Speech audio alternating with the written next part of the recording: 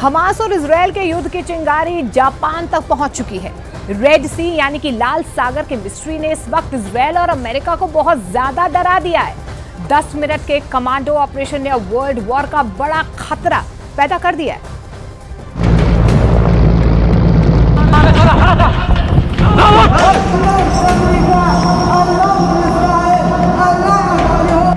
Helicopter एक जहाज के ऊपर मंडरा रहा है। हेलीकॉप्टर की कोशिश है कि वो किसी तरह शिप पर उतर जाए। खतरा बहुत ज्यादा है।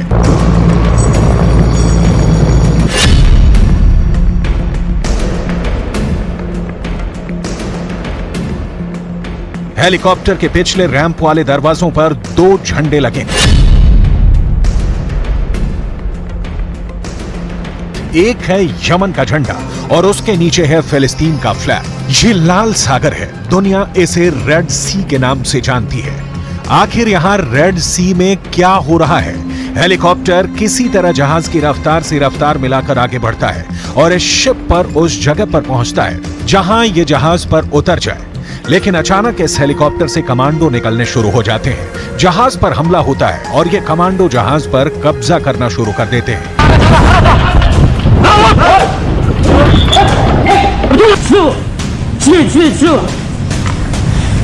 AK-47 और बाकी हथियारों से लैस ये कमांडो जहाज पर आगे बढ़ते हैं। हेलीकॉप्टर फौरन जहाज से उड़ जाता है। क्या हो रहा है किसी को नहीं मालूम। ये कमांडो जल्दी से जल्दी जहाज के ब्रिज की तरफ बढ़ते हैं। ब्रिज यानी वो जगह जहां से पानी के जहाज को कंट्रोल किया जाता है। शिप के स्टाफ की तरफ राइफल ताने ये सभी हमलावर जहाज के ब्रिज में दाखिल हो जाते हैं और फिर क्रू मेंबर्स हैंड्स अप करके हमलावरों की इस टीम के आगे सरेंडर कर देते हैं।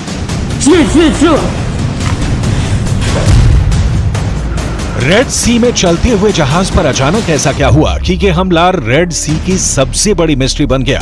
2 मिनट के अंदर कैसे पूरे जहाज को इस कमांडो टीम ने अपने कब्जे में ले लिया और इनका मकसद क्या है?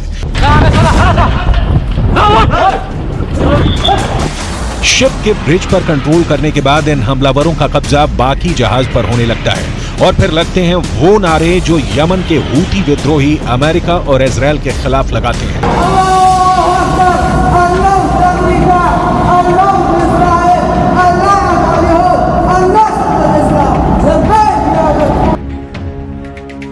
ये है जहाज गैलेक्सी लीडर जो लाल सागर से गुजर रहा था और अब यमन के हूती विद्रोहियों के कब्जे में आ चुका है। उसके चारों तरफ उनकी स्पीड बोट है। जहाज पूरी तरह उनके कंट्रोल में है। यमन में बैठे हूती विद्रोहियों की सरकार का दावा है कि उसने इजरायल के जहाज को टारगेट किया है और ये गाजा में बमबारी का बदला है और ऐसे हमले होते रहेंगे।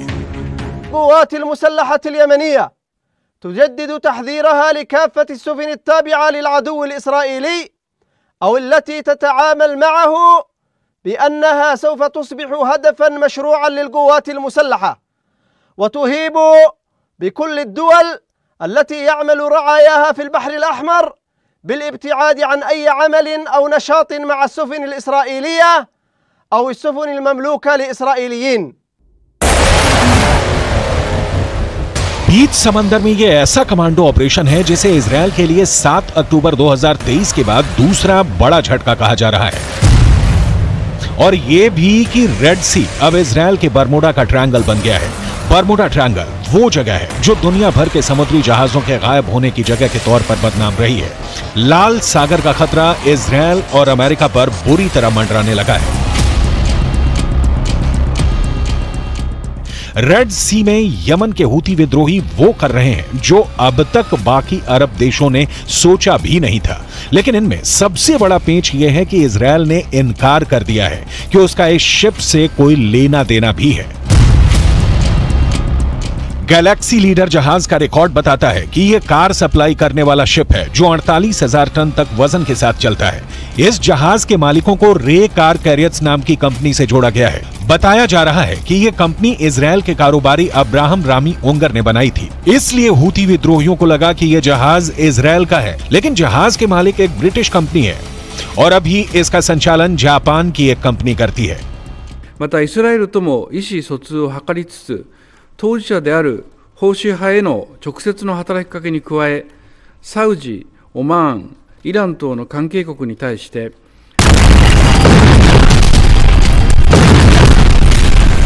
इसका मतलब साफ है, इजराइल और फिलिस्तीन के बीच चल रहे युद्ध में अब सिर्फ अमेरिका, ईरान और अरब देश ही नहीं बल्कि यूरोप से लेकर जापान तक फंस सकते हैं।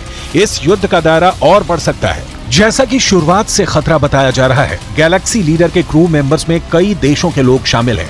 इसमें बुल्गारिया से लेकर फिलीपींस, मैक्सिको और यूक्रेन के कर्मचारी भी हैं और इस वक्त ये सभी हूती विद्रोहियों के कब्जे में है। इजराइल के प्रधानमंत्री नेतन्याहू भी दावा कर चुके हैं कि इस जहाज के स्टाफ में कोई भी इजरायली नहीं है। हालांकि यमन, जो इस वक्त गाजा में चल रही बमबारी को लेकर बहुत गुस्से में है और जहां रोजाना इजराइल के खिलाफ हजारों लोग प्रदर्शन कर रहे हैं, वहां बैठी हूती सरकार का दावा है कि उसने इजरायली शिप को ही कब्जे में ले लिया है और इजराइल अब सिर्फ डर की वजह से पीछे हट रहा है।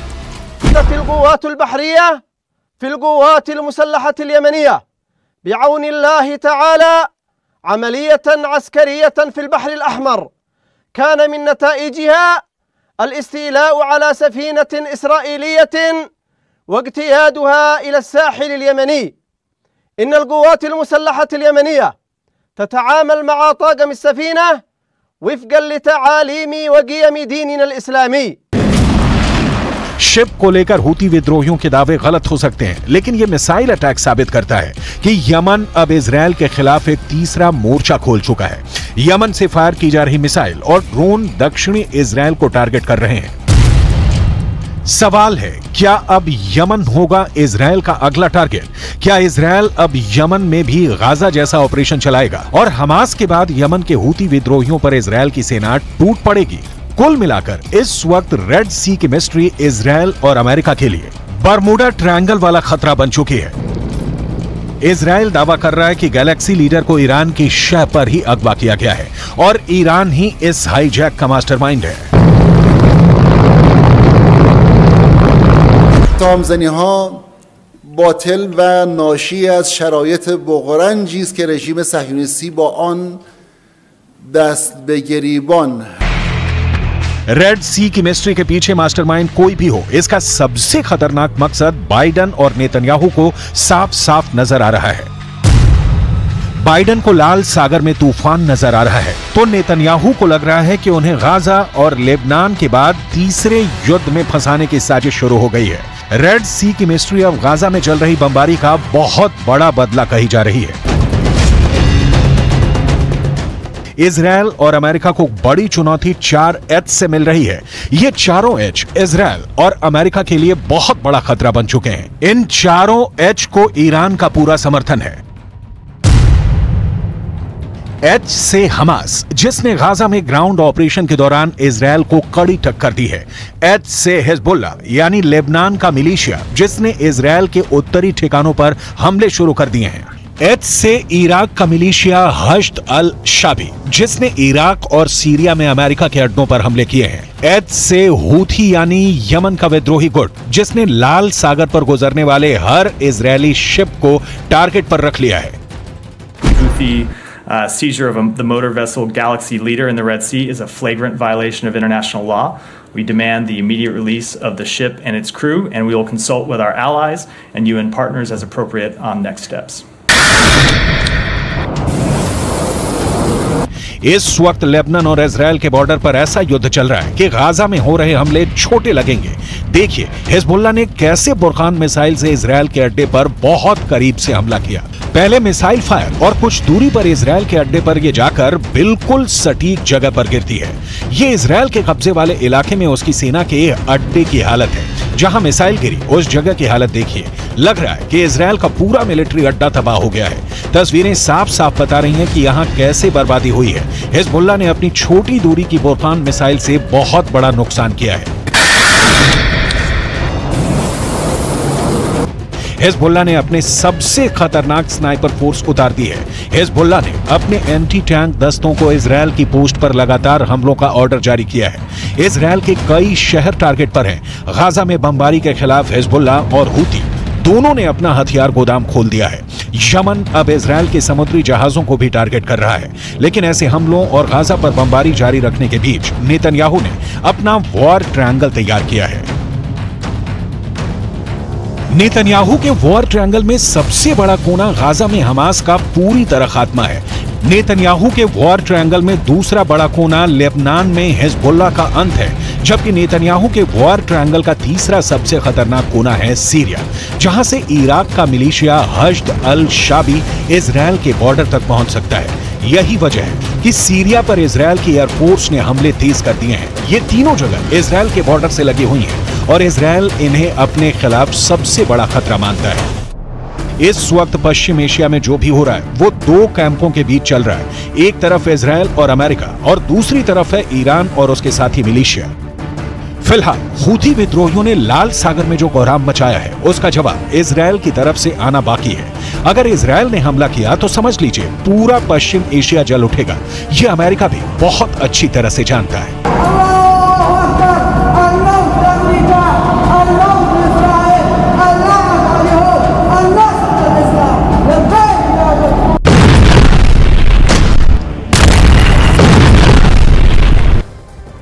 इजरायल खुद पर हुए अत्याचार को ना कभी भूलता है और ना ही दुनिया को भूलने देता है। इसलिए दुनिया की नजरों में भले ही गाजा के अंदर सीज फायर चल रहा है, लेकिन इजरायल की सेना चुप नहीं बैठी है। और वेस्ट बैंक के अंदर इजरायल ने बड़ी जंग छेड़ दी है।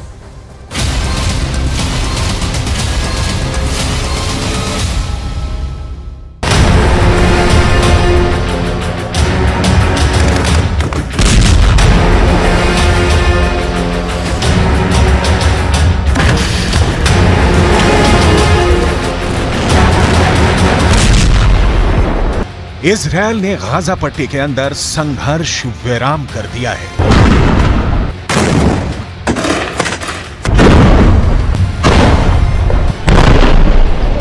लेकिन बहुत ही रणनीतिक दृष्टि से इजरायल ने फिलिस्तीन के दूसरे हिस्से यानी कि वेस्ट बैंक पर ताबड़तोड़ हमले शुरू कर दिए हैं।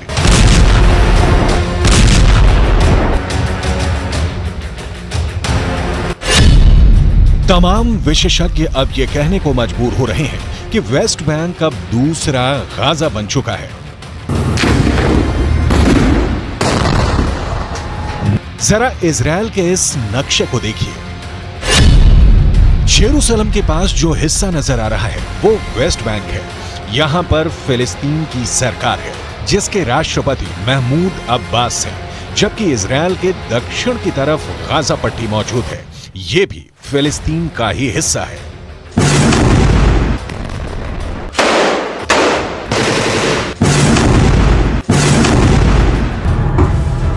साल 1948 में जब इजरायल और फिलिस्तीन का बंटवारा हुआ, उस वक्त फिलिस्तीन को गाजा पट्टी का हिस्सा इसलिए दिया गया ताकि गाजा पट्टी के माध्यम से फिलिस्तीन का संपर्क समंदर से हो सके और वो विकास की ऊंचाइयों को छू सके। लेकिन गाजा पट्टी हमास के आतंकवादियों का एक किला बन गया और इसीलिए गाजा पट्टी पर इजरायल ने अब तक की सबसे बड़ी कार्यवाही की है।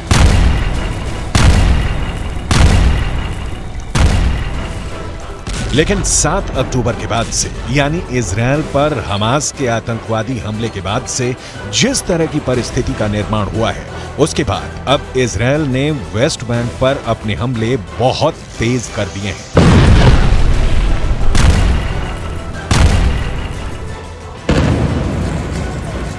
फिलिस्तीन पर रिपोर्टिंग करने वाले अंतर्राष्ट्रीय अखबारों का दावा है कि 7 अक्टूबर से अब तक फिलिस्तीन के अंदर वेस्ट बैंक वाले इलाके में 237 लोगों की मौत हो चुकी है।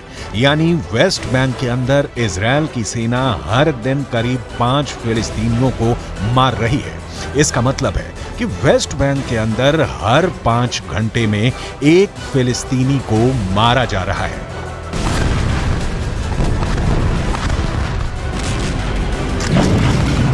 وكانوا ينادوا على البيت واهل البيت في السماعات انه اهل صهيب يطلعوا برا، ما بيعرفوا انه فيش فيها حدا.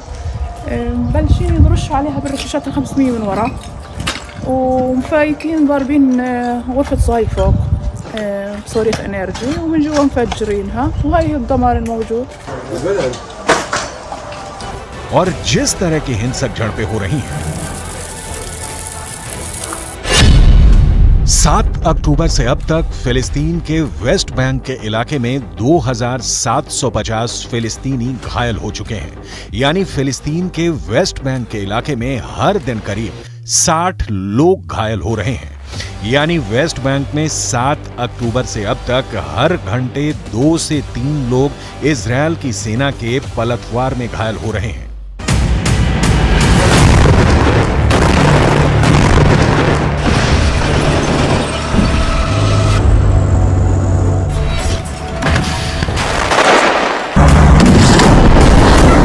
यानी अगर देखा जाए तो ये बात साफ साफ नजर आती है कि शांति काल में जितनी हिंसा गाजा पट्टी के अंदर 7 अक्टूबर से पहले हो रही थी, उतनी हिंसा अब वेस्ट बैंक के अंदर 7 अक्टूबर के बाद से लगातार हो रही है।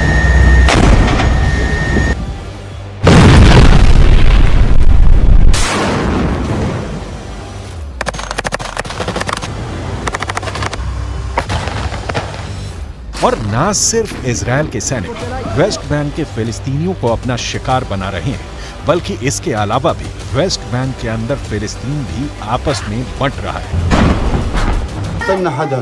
هم أي شيء في دارك، يعني هذا البيت اللي بحدنا على يسارنا نسوان كان آمنات في بيت الدار غرفة وطرقة صغيرة، ضربوا البيت، الناس اللي ماركة بالشارع اتصاوبت بدون أيات عمل، بدون أيات إشي، يعني ما بستنى إنك تحمل سلاح ولا تحمل إشي.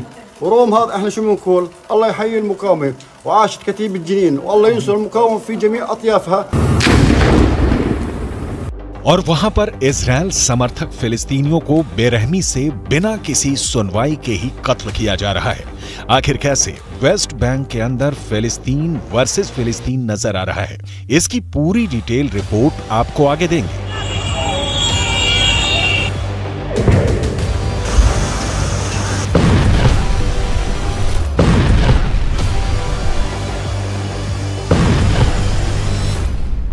लेकिन सबसे पहले हम बात करेंगे किस तरह से वेस्ट बैंक के अंदर बीते 24 घंटे में एक ऐसा खूनी गदर मचा जिसमें 6 फिलिस्तीनियों को इजरायल ने मार डाला।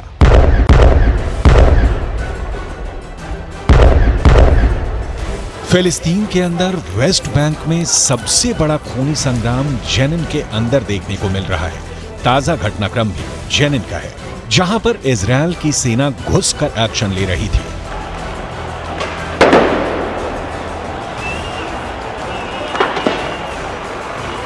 यहां इजरायल की सेना को भारी प्रतिरोध का सामना करना पड़ रहा है। इस प्रतिरोध पर इजरायल की सेना ने कार्रवाई की है और गोलीबारी में 4 फिलिस्तीनी मारे गए हैं।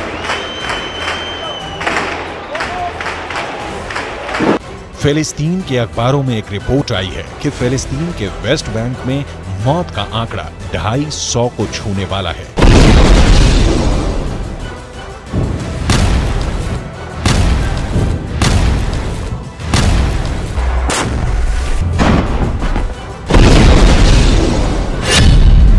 और इसमें 50 से ज्यादा नाबालिग बच्चे मारे गए हैं, यानी मरने वालों में 20% नाबालिग बच्चे हैं।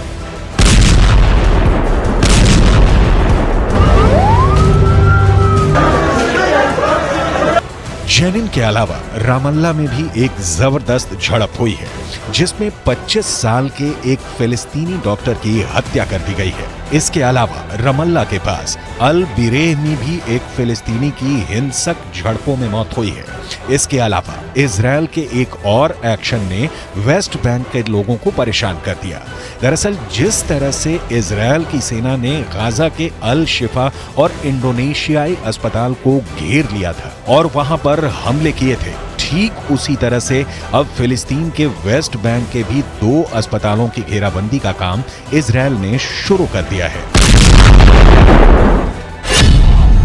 इसमें से पहला अस्पताल वेस्ट बैंक में जेनिन का सरकारी अस्पताल है और दूसरा अस्पताल वेस्ट बैंक का इब्र सिना अस्पताल है।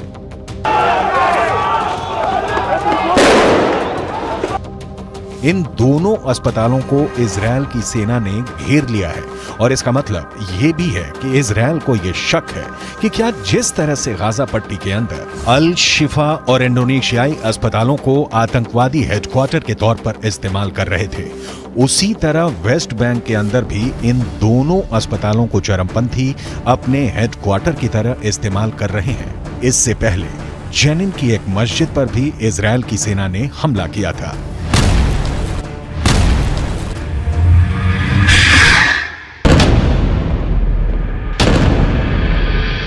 और उसने मस्जिद के अंदर सुरंग की तस्वीर भी जारी की थी। इजरायल डिफेंस फोर्स ने दावा किया था कि इस मस्जिद को भी एक अंडरग्राउंड हेडक्वार्टर की तरह से हमास इस्तेमाल कर रहा था। والشاب اللي كان مارك من الطريق من هين قالت في شظايا شاب عادي زيه زي اي واحد ماشي في بلده، بس ممنوع حتى انك انت تمشي في بلدك في حريه او تروح على دارك او اي مطرح، انت مش امن، في جيش، انت هدف في بيتك، في الشارع، على السطح، في اي مطرح، ما برحموا حدا، ما بيستنوا حدا انه يقول زي ما هم بدعوا انك انت حامل سلاح। हमास ने भी बहुत ही चालाकी से जिन कैदियों की रिहाई की मांग की है, उनमें से ज्यादातर फिलिस्तीन के वेस्ट बैंक के कैदी हैं, क्योंकि अगर वेस्ट बैंक के कैदी इजरायल की जेल से रिहा होकर के आते हैं तो इससे वेस्ट बैंक के अंदर हमास की लोकप्रियता काफी ज्यादा बढ़ेगी। यहां पर नोट करने वाली बात यह भी है कि इस वक्त फिलिस्तीन की वेस्ट बैंक की सरकार के राष्ट्रपति महमूद अब्बास हैं, लेकिन उनकी लोकप्रियता लगातार घट रही है। वेस्ट बैंक के अंदर एक सर्वे हुआ है और इस सर्वे में यह बात सामने आई है कि फिलिस्तीन के 80% लोग 7 अक्टूबर की घटना को सही मानते हैं और हमास की प्रशंसा कर रहे हैं। यानी अगर देखा जाए तो हमास की लोकप्रियता गाजा पट्टी की तरह अब वेस्ट बैंक में बहुत तेजी से बढ़ रही है। जैसे जैसे इजरायल की जेलों से फिलिस्तीन के कैदी निकलकर बाहर आ रहे हैं और वेस्ट बैंक में अपने घरों में जा रहे हैं, वैसे वैसे वेस्ट बैंक के अंदर से जश्न की तस्वीरें लगातार सामने आ रही हैं। हालांकि फिलिस्तीन के अखबारों ने यह दावा किया था कि इजरायल ने वेस्ट बैंक के अंदर बंधकों की रिहाई पर जश्न पर भी प्रतिबंध लगाने की कोशिश की थी, लेकिन लोगों ने इसको नहीं माना और जिन लोगों की रिहाई हो रही है उनकी रिहाई की खुशी में जश्न मनाया जा रहा है। लेकिन यहां पर नोट करने वाली बात यह है कि क्या जिस तरह से गाजा पट्टी की जनता ने हमास को राजनीतिक रूप से चुनकर अपने लिए एक आफत मोल ली है, क्या उसी तरह से अब वेस्ट बैंक के अंदर हमास की बढ़ती लोकप्रियता वेस्ट बैंक को नर्क बनाने जा रही है? क्योंकि वेस्ट बैंक के फिलिस्तीनी नागरिक और हमास के समर्थक संधि के तहत बंधकों की रिहाई को हमास की जीत की तरह पेश कर रहे हैं। ये बात सही है कि इजरायल अब 300 के करीब फिलिस्तीनियों को रिहा कर रहा है, लेकिन इस बात को नजरअंदाज नहीं किया जा सकता है कि 7 अक्टूबर से अब तक इजरायल वेस्ट बैंक से ही 3000 से ज्यादा लोगों को गिरफ्तार कर चुका है। ऐसी स्थिति में अगर 3000 लोगों को इजरायल गिरफ्तार कर चुका है तो ऐसे में 300 लोगों की रिहाई कोई मायने ही नहीं रखती है। लेकिन शायद वेस्ट बैंक के अंदर चरमपंथ और ज्यादा बढ़ रहा है और इसके लिए इजरायल की कार्रवाई भी जिम्मेदार है, जिसके चलते वेस्ट बैंक में हमास की लोकप्रियता लगातार बढ़ती जा रही है। गाजा पट्टी के अंदर जिस तरह आम लोगों की मौत हो रही है, उससे वेस्ट बैंक में भी कट्टरपंथ आसमान छू रहा है। फिलिस्तीन के अखबारों के मुताबिक गाजा पट्टी के अंदर इजरायल ने जैसे ही युद्ध विराम के प्रस्ताव को स्वीकार किया, वैसे ही अचानक हमले बहुत तेज कर दिए।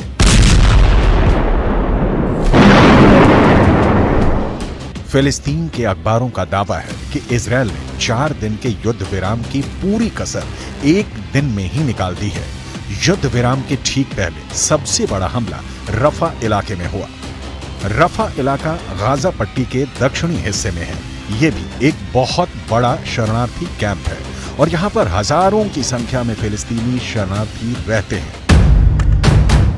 दक्षिणी गाजा के इस रफा इलाके में उत्तर गाजा से लाखों की संख्या में फिलिस्तीनी भाग कर आ गए हैं। ऐसी स्थिति में रफा का जनसंख्या घनत्व बहुत ज्यादा बढ़ चुका है और इतने खतरनाक हालातों में इजरायल के लड़ाकू विमान यहां बहुत तगड़ी एयर स्ट्राइक कर चुके हैं।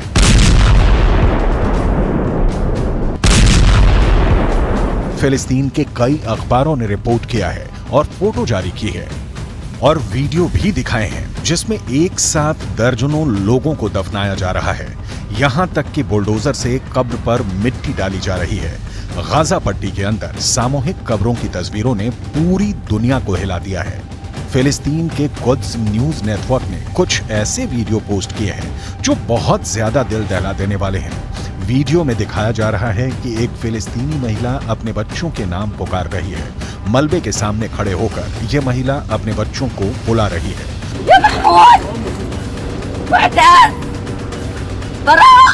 और वो इस उम्मीद में है कि शायद उसका बच्चा जीवित हो और वो मलबे से आवाज दे